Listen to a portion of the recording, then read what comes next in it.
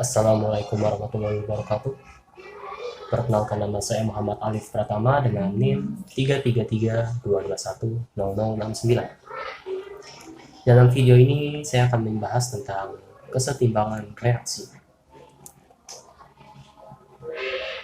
Kesetimbangan kimia merupakan keseimbangan dinamis pada tiap molekul untuk tetap bereaksi terus-menerus meskipun komposisi keseluruhan campuran tidak berubah. Dalam kesetimbangan kimia, zat yang berada di sisi kiri, yaitu A dan B, disebut reaktan, dan yang di sisi kanan, yaitu C dan D, disebut produk. Bahkan reaksinya bisa berlaku untuk kedua arah. Ketika A dan B bereaksi membentuk C dan D ya dengan laju yang sama, maka C dan D juga bereaksi membentuk A dan B. Reaksi tersebut disebut sebagai reaksi reversibel atau reaksi bolak-balik. Reaksi bisa terjadi saat jumlah zat C dan D lebih banyak daripada A dan B, dan begitu pula jika jumlah A dan B lebih banyak daripada C dan D. Ketika zat A dan B bereaksi, laju reaksinya akan menurun seiring berjalannya waktu karena konsentrasi A dan B akan berkurang untuk bereaksi membentuk C dan D. Begitu juga sebaliknya, saat konsentrasi C dan D lebih besar, maka zat tersebut mulai bereaksi membentuk A dan B. Syarat terjadinya kesetimbangan. Yang pertama, suatu reaksi berlangsung secara reversibel, yaitu di mana laju reaksi terjadi pada dua arah secara bolak-balik. Laju reaksi yang membentuk produk akan berjalan semakin lambat karena jumlah reaktan semakin berkurang. Pada saat yang sama, terjadi reaksi pembentukan reaktan karena jumlah produknya semakin bertambah.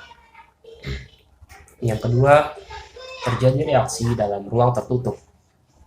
Agar zat-zat yang berada di dalam ruang tersebut tidak keluar saat terjadi reaksi, sehingga jumlah zat yang berada di dalam tidaklah berkurang. Yang ketiga yaitu bersifat dinamis, yaitu reaksi berlangsung terus-menerus terjadi secara mikroskopis dalam dua arah. Faktor kesetimbangan. Yang pertama yaitu suhu. Semakin tinggi suhu dalam suatu reaksi, maka kesetimbangannya akan mengarah pada pembentukan reaktan. Dan semakin rendah suhu dalam reaksi, kesetimbangannya akan mengarah pada pembentukan produk. Yang kedua, konsentrasi. Jika konsentrasinya pada reaktan lebih besar, maka kesetimbangannya akan membentuk produk. Dan jika konsentrasi pada produk lebih besar, maka kesetimbangannya akan membentuk reaktan. Yang ketiga, tekanan. Tekanan hanya terjadi pada zat yang berwujud gas. Semakin besar tekanannya, kesetimbangan mengarah pada sisi yang jumlah molnya lebih kecil. Semakin kecil tekanannya, kesetimbangan mengarah pada sisi yang jumlah molnya lebih besar. Dan yang terakhir, volume. Berbeda dengan tekanan, volume adalah kebalikannya. Semakin besar volume, kesetimbangan mengarah pada sisi yang jumlahnya lebih besar. Semakin kecil volumenya, kesetimbangan mengarah pada sisi yang jumlah molnya lebih kecil. Tetapkan kesetimbangan. Terdapat dua kesetimbangan, yaitu yang pertama homogen, merupakan bentuk reaksi kesetimbangan yang produk dan reaktan yang memiliki fase yang sama, baik sesama gas maupun sesama larutan. Contohnya seperti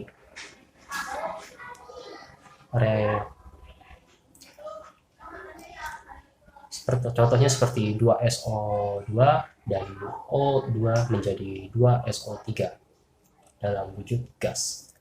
Dan fase larutan yaitu NH4OH menjadi NH4+ dan OH-. Yang kedua yaitu heterogen, merupakan reaksi kesetimbangan yang produk dan reaktannya memiliki fase yang berbeda. Contohnya seperti CaCO3 menjadi CaO dan CaO2, yaitu zat padat dan zat gas. Contoh yang kedua yaitu BaSO4 menjadi Ba2+ dan SO4 2-, yaitu fase padat dan fase larutan. Contoh soal.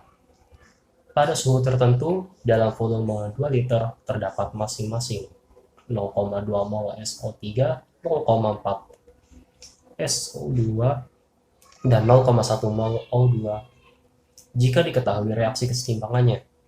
Seperti berikut, hitunglah nilai Kc dari kesetimbangan tersebut. Jawabannya itu Kc sama dengan SO3 pangkat 2 per SO2 pangkat 2 dikali O2. Karena SO3 molnya adalah 0,2, maka 0,2 dibagi 2 kuadrat per SO2 pangkat 2 yaitu 0,4 per 2 akar 2 dikali 0,1 per 2. Hasilnya yaitu 0,04 dikali 2 per 0,16 dikali 0,1. Jika dikalikan maka hasilnya itu 0,08 per 0,16 dan bilangan bulatnya menjadi 5. Reaksi pembagi. Reaksi pembagi merupakan pengukuran membandingkan konsentrasi kedua arah agar setara dengan persamaan Kc-nya.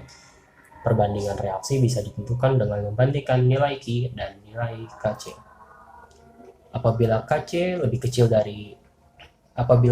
Ki lebih kecil dari Kc, maka reaksi akan berlangsung ke kanan sampai Ki setara dengan Kc. Apabila Ki lebih besar dari Kc, reaksi akan berlangsung ke kiri sampai Ki setara dengan Kc. Apabila Ki sama dengan Kc, campurannya sudah seimbang.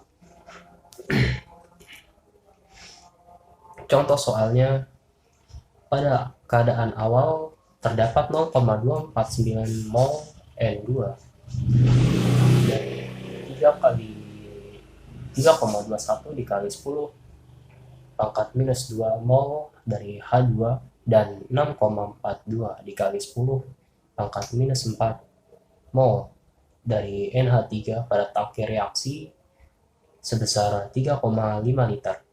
Jika kesetimbangan reaksi Kc-nya adalah 1,2, apakah sistem tersebut dalam keadaan setimbang?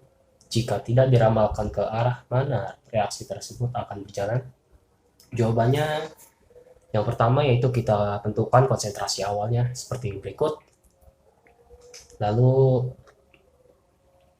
kita tentukan nilai Ki-nya, di mana NH3 pangkat 2, NH3-nya yaitu 1,83 dikali 10 minus 4, 10 pangkat minus 4,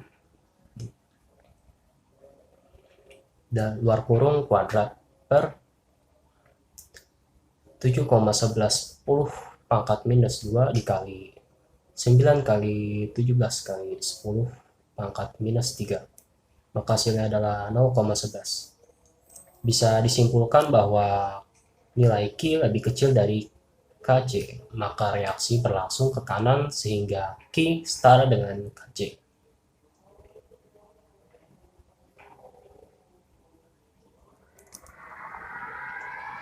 Kesetimbangan gas.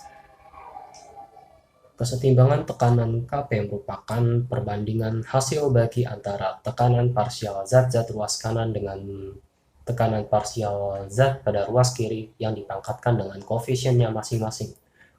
Hanya zat yang berfasa gas yang diperhitungkan dalam rumus tetapan kesetimbangan Kp. Contoh soalnya yaitu pada reaksi setimpang yaitu 2SO2 dan O2 menjadi 2SO3. Dengan nilai Kc-nya yaitu 2,8 dikali 10 pangkat 2 pada suhu 1000 Kelvin. Jadi tentukan nilai Kp-nya jika R adalah 0,0282. Jawabannya yang pertama kita tentukan koefisiennya yaitu mol produk dikurangi mol reaktan. Mol produk senilai 2 dan mol reaktan ada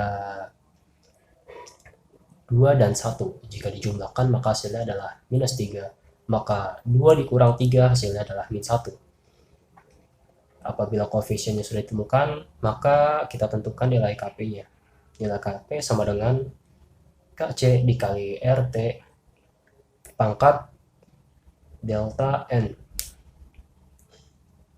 Apabila nilai KC-nya adalah 2,8 dikali 10 pangkat 2 dan hasil dari RT adalah 82 di pangkat 1 min 1, maka hasilnya adalah 3,14. Sekian, terima kasih. Mohon maaf apabila ada kekurangan. Wabillahi taufik wal hidayah. Wassalamualaikum warahmatullahi wabarakatuh.